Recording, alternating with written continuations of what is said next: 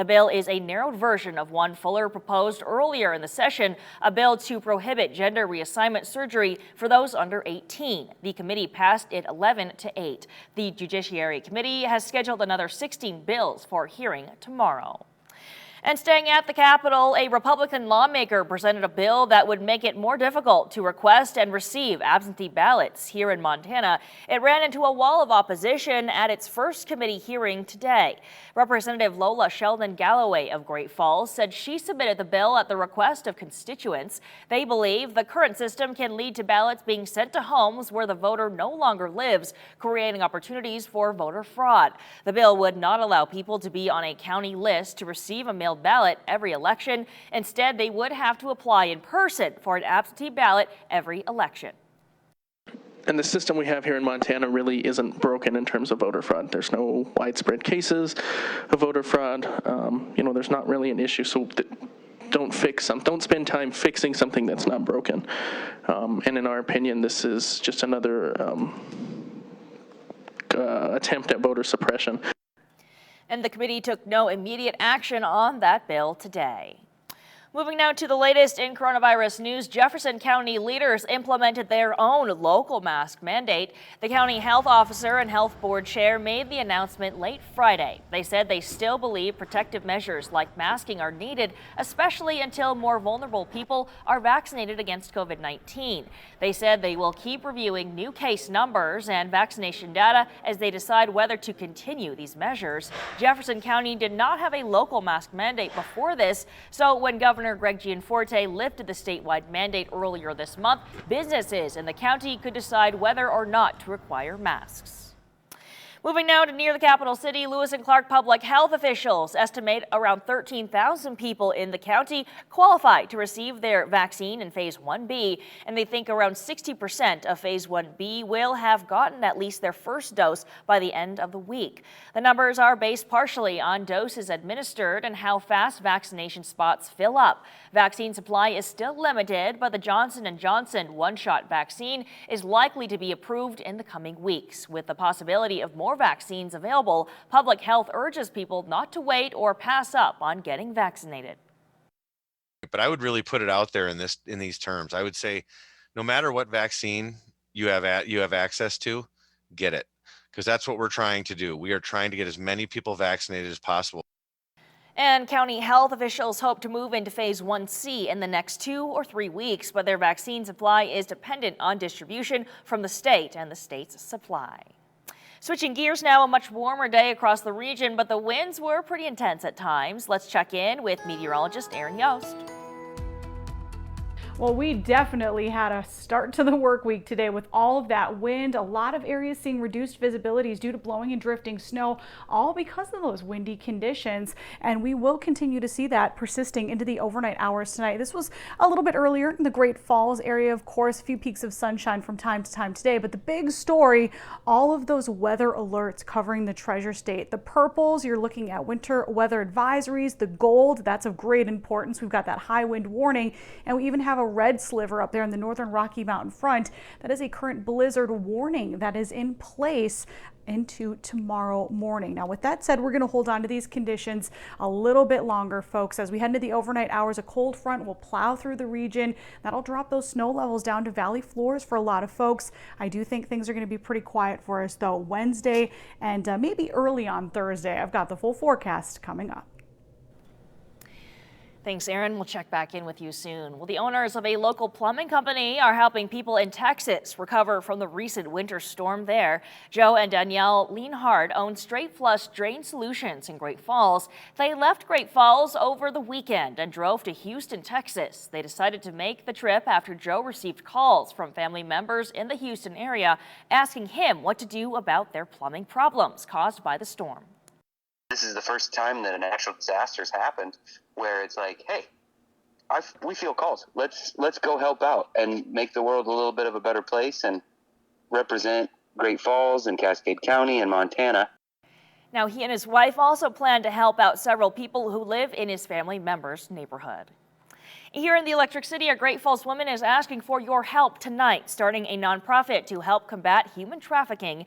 Chelsea Lanphier started a Facebook group last year to help victims locally and to encourage people to get involved in the fight against human trafficking.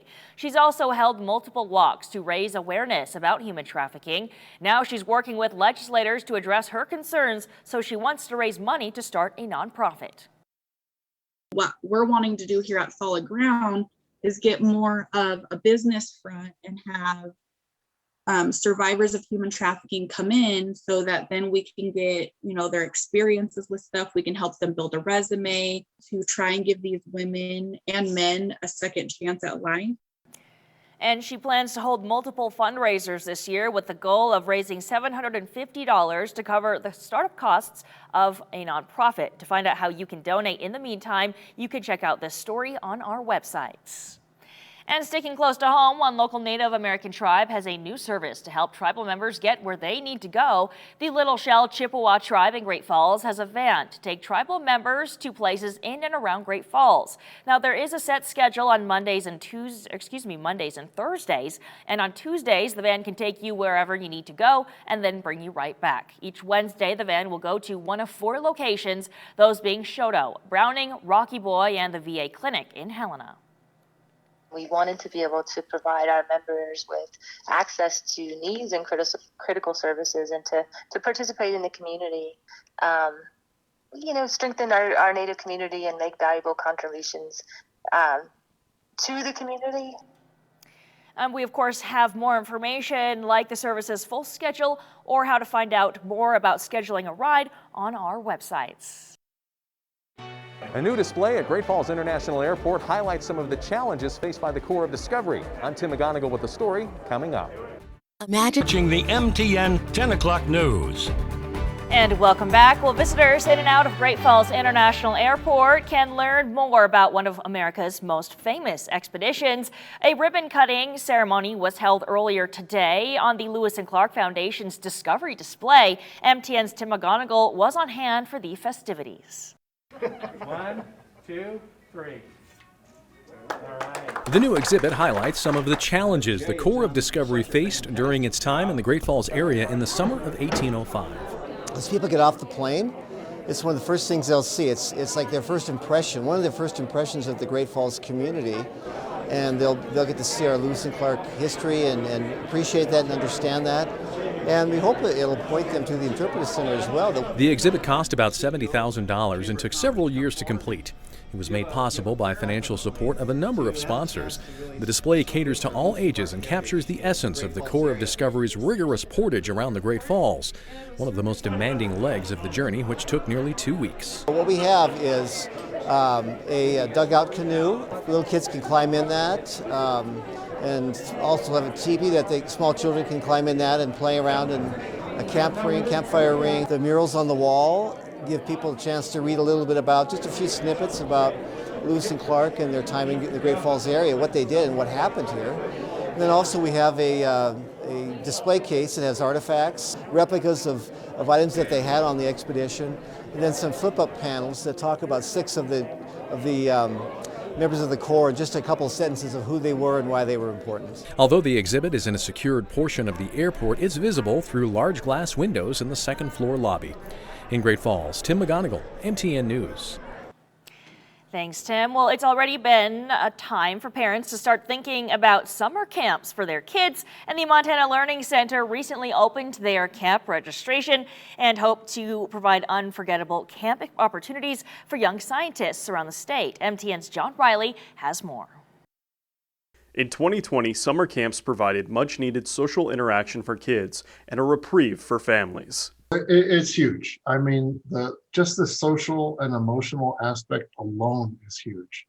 The Montana Learning Center at Canyon Ferry reported no COVID cases at their camps and were awarded a grant from the state to write a COVID-19 toolkit for all Montana summer camps to use. This year, they're offering 26 different camps over the course of the summer, ranging from dinosaurs to water quality to space camps, including a NASA camp for sophomore and junior high school students that pass an online class. The kids are talking to astronauts, scientists, engineers, you name it. It's just a really great opportunity for the kids. The Montana Learning Center also conducts NASA Student Challenges, where middle school and high school robotics teams compete for a chance to earn an all-expenses-paid trip to a NASA facility. In 2019, they took a group of Browning Middle School students to the NASA Jet Propulsion Lab, where they got to see the Mars Perseverance rover being built and see its Earth counterpart tested in a simulated Martian environment. When you build something like this, it's important to build two, right? One to send to outer space and the other one to test here on the ground. So, we got to play around with that a little bit too, and they had a ton of fun. After a year of remote learning during the pandemic, Hannah Ho says students deserve to have a bit of fun with kids their own age. And he hopes that they happen to gain a passion for science at the same time. Reporting in Helena, John Riley, MTN News. Thanks, John. And the Montana Learning Center is intended for everyone. There are numerous scholarship opportunities for students based on need. More information about this year's summer camps can be found on our websites. Holding on to these gusty winds for a little bit longer. I've got the full forecast coming up next.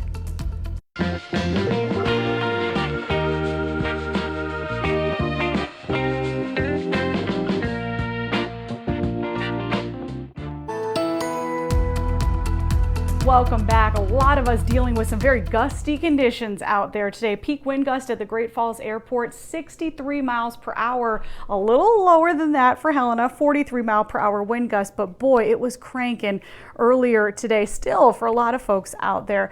Now this was Great Falls earlier today. Again, dealing with mostly cloudy skies, those gusty winds. We hit 51 though because of the wind today for our high temperature. That's 11 degrees above average for this time of year. Even the morning low, 38 degrees. That's 21 degrees where we typically should be sitting for the overnight lows.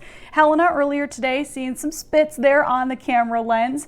We did get very warm in Helena as well. 50 degrees for our high temperature. That's 9 degrees above average for this time of year. 39 for that morning low. Again, peak wind gust in Helena of 43 miles per hour, but that was small potatoes compared to some other folks. East Glacier, 93 mile per hour wind gust report earlier today, just west of Bynum, 85 mile per hour wind gusts. So rightfully so, we do have numerous high wind warnings in place right through tomorrow morning.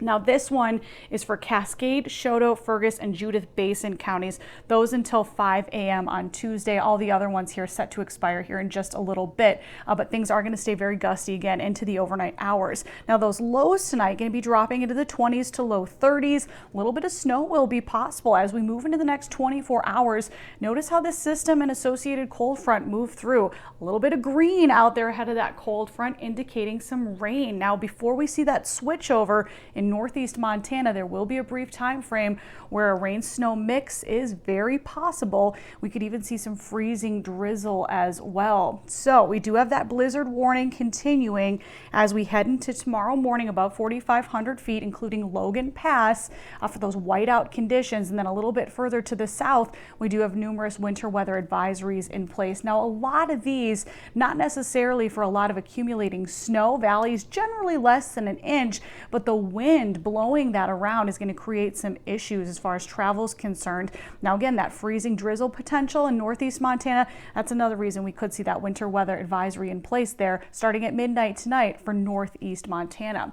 High temperatures for us tomorrow, definitely cooler than we saw out there today behind this cold front. We're going to be in the 30s across the board. Few peaks of sunshine from time to time. Now as we move from Tuesday late afternoon into Wednesday late afternoon, you're going to notice things quieting down considerably compared to what we've seen today, what we're going to see here overnight tonight. So expect on Wednesday a little bit of sunshine out there. Temperatures still going to be a touch below average for this time of year, but it will be a lot quieter. Perhaps breezy conditions at times, but a lot less windy for us on your Wednesday. Thursday, we're going to pick back up with those gusty winds as our next disturbance approaches the region. Now that does look like we're going to see beyond that some pretty active weather as we head into this upcoming weekend with a pretty good shot of seeing a little bit of snowfall. Best potential is going to be closer to the Rocky Mountain front and across southwest Montana, but I do think everybody's going to dip well below average, a good 10 to maybe 15 degrees below average for this time of year late this weekend, perhaps into early next week. Beyond that, models indicating a nice little warm up for us. Thanks, Aaron. Still to come, we're tracking some of the best plays following the first week of district tournaments. Game Changers is next. Stay with us.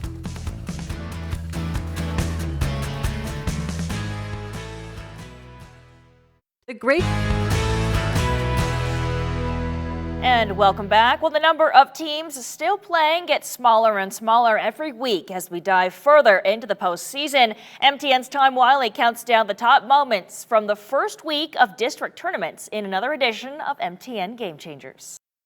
It's been a whirlwind of a regular season, just 7 weeks to determine postseason position, but now the fun starts with divisional tournaments tipping off across the state, but the district tournaments provided a bit of drama. This week, CC enacted the dinosaur battle from Jurassic World. Coming in at number 5. First, we want to recognize history. In the first ever girls state wrestling tournament, Cutbank's Mariah Wall earned the Quick Pin Award with 4 falls in just 1 minute 39 seconds of mat time. That's on the way to a 138-pound championship, 1 second better than the all-time record at the boys tournament. At number 4. There's nothing quite like a buzzer beater. Montana State trailing by 3 to Idaho State. Tori Martell dials up from distance and ties the game. That'll send it to overtime, where the Bobcats would pull out a win. At number 3. Sims and Dutton Brady in the 10C semifinals. Tigers trailed the entire game, but with seconds left, Dallin Nelson drives for the acrobatic finish. That will tie the game at 52. The Tigers would take their first lead in overtime, and they would win a District 10C title. At number 2. Fort Benton and Chinook in the 9C chipper. Hayden Decons with the steal. Look out below. He will throw it down with 2 hands. Longhorns repeat as district champions. At number 1. In the girls' 9C chipper, it's Fort Benton and North Star. Here's Shayla Borlaug driving, contact, gets the kind roll. She's pumped about it. What a win for the Knights. They knock off top-ranked Fort Benton in overtime for a district title. The Northern C Divisional tips off Tuesday at the Four Seasons Arena in Great Falls. Stay with MontanaSports.com for complete coverage all week long. Reporting from home, Tom Wiley, MTN Sports.